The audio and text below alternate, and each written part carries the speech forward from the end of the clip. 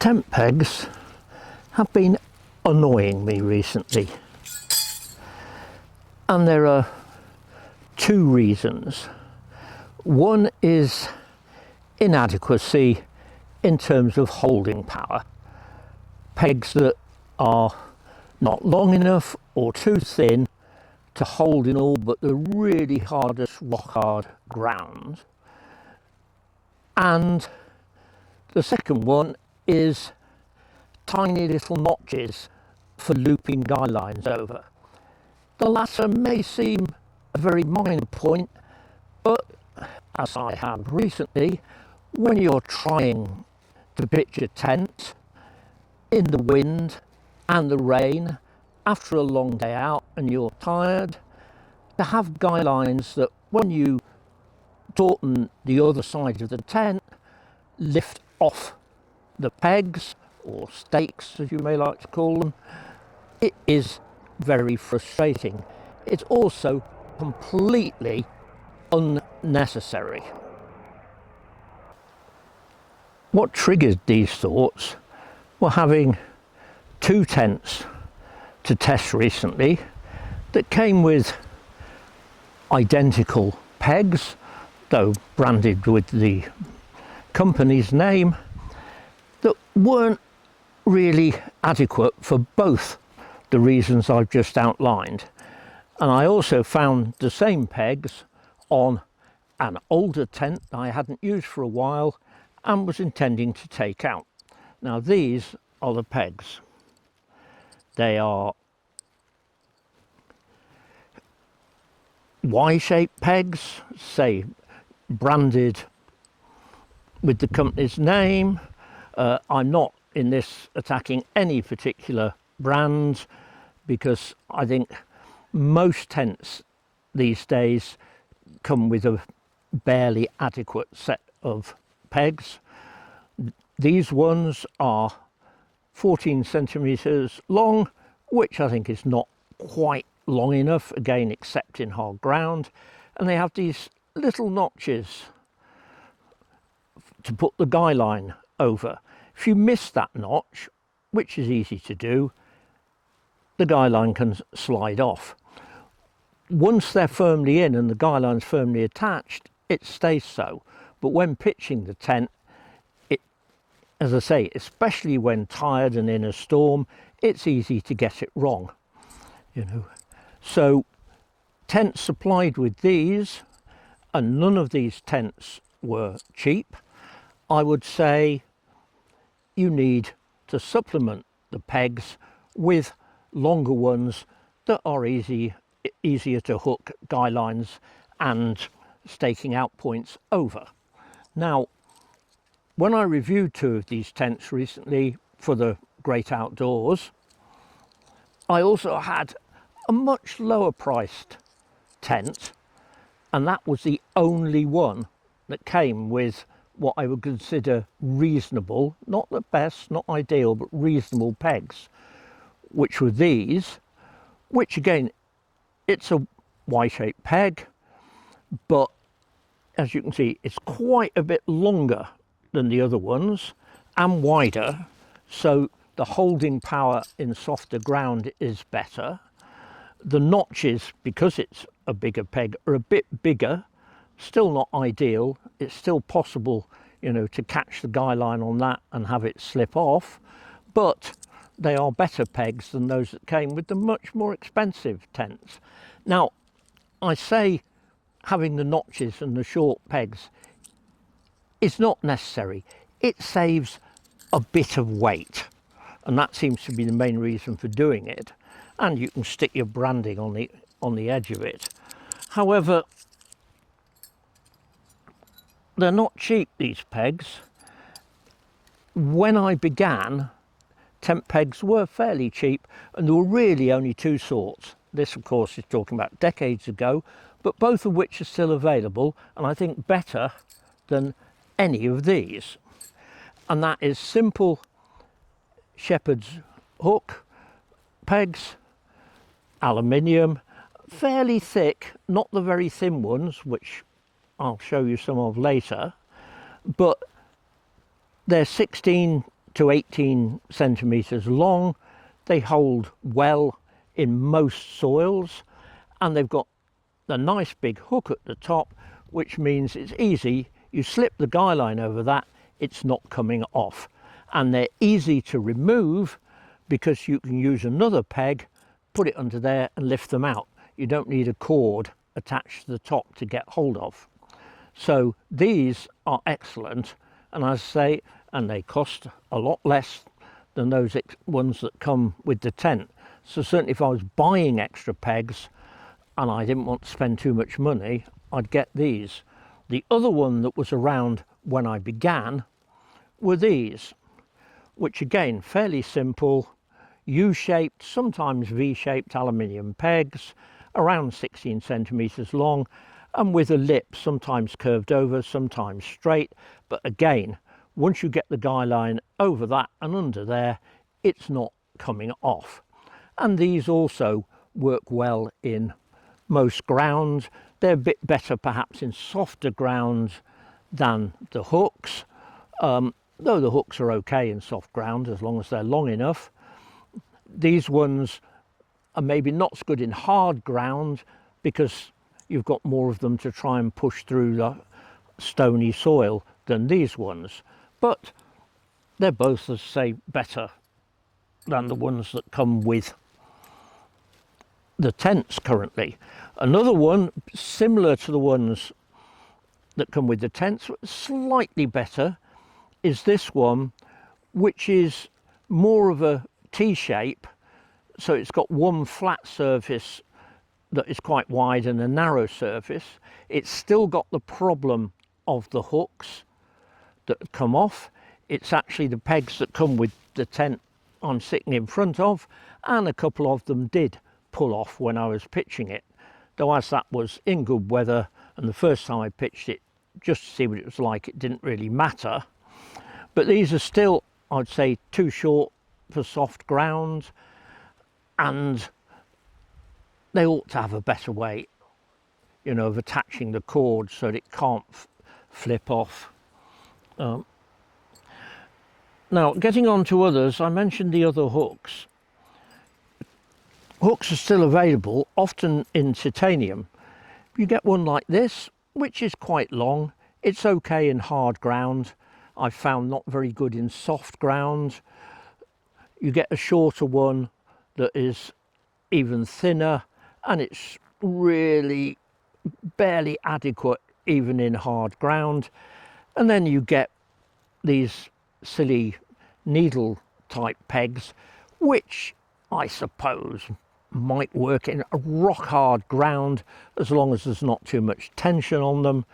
But the first time I used these with a tent that came with only these, in what you might call average ground, not soft, not rock hard, several of them came out immediately, and despite the painted top, disappeared into the grass, never to be seen again. These ones I definitely do not recommend unless it's something like merely holding down the corners of a ground sheet inside a tarp to keep it flat, where it doesn't really matter if they pull out and they're not under too much tension. These ones, I'd say, are okay sometimes, you know, for the corners of a tent, not for the main guy lines, not for any points that are really under stress, but frankly for the difference in weight, which is a few grams, I'd go for this one, which is a much better peg, costs less. It's not titanium, of course, it's aluminium. These are titanium, but this is still the better peg. Now, other types of pegs I've picked up over the years, these ones, which are ultra light carbon fibre from MSR, at least with a cap on, they hold the cord better than the ones with the tiny notches. They're not really long enough, except again, as say, for a ground sheet inside a tarp, or the corners of a tent that aren't under stress. But of the ultralight pegs that I've tried, I think these are about the best. I do have, if I can reach it, I did actually get the weights of all the pegs and the lengths. Yeah, and those ones, say they are ultralight, they're 6 grams, you know. The shepherd's hook one, this one, that is 14 grams. The lightweight shepherd's hook, this one, is 9 grams. I don't think that's a significant difference because I'd rather have holding power than lightweight in tent pegs. And in fact, as I'll show you shortly, the ones I use most are heavier than that shepherd's crook one. Pegs like this are quite narrow. This is still 14 centimetres, but because it's quite wide and it's got good notches to hold the guy line, it holds quite well in soft ground. This is titanium. They're expensive, of course, but it does work. And there are hooks like this, which are triangular shape. Again, too short. It's okay for hard ground corners of the tent, but not a general purpose peg. And the same with this one, which is square shaped and again quite light, 7 grams. It's got a good hook on the end to hold the guy line. And this is an ultralight titanium one, same length as the others, 14 centimetres, a bit too short, but it has got these notches in it, 3 of them, so the guy line can slip and catch on one of the others. So marginally better, I'd say. And then a modern type of the U or V-shaped peg, but it's just got notches for holding the guy line, and I'd rather have, you know, as I showed earlier, one of the old-fashioned, if you like, ones, but that has got a fold over or curved top that easily holds the guy line. Well, now we come on to the pegs that I use most, and that if I was buying more tent pegs I would get again, and that is long tube pegs. These two, as you can see by the fact that most of the colouring has gone from the bottom shaft, have been used an awful lot. They're around, I think it's 22 centimetres long, so you've got ample length for really good holding power when the wind is tugging at the fly sheet. I prefer the ones with these tops because there's 2 places for the guy line to catch and hold, as opposed to these ones where there's only one, but they both work. And these, I would say, certainly are the best tent pegs I have used, and ones I would recommend. There is a shorter one, which is 15 centimetres, which is okay in hard ground, and again for corners of ground sheets and so on. I usually carry a mix of them, but these plus the original style pegs, these are the ones I use by choice. These are the ones, you know, that I would buy. All the fancy ones, I use them when they come with tents, because I always think if I'm, you know, doing a proper review of a tent, I should use it exactly as it comes, you know, with all the components that come with it, without any modifications, and with the stakes or pegs that come with it. So I do use these, but I say, having had so many, I mean, 2 tents with these pegs and 1 tent with the very similar one in succession is what made me think I wouldn't use any of these pegs by choice. They come with the tent, so people will use them. They're barely adequate.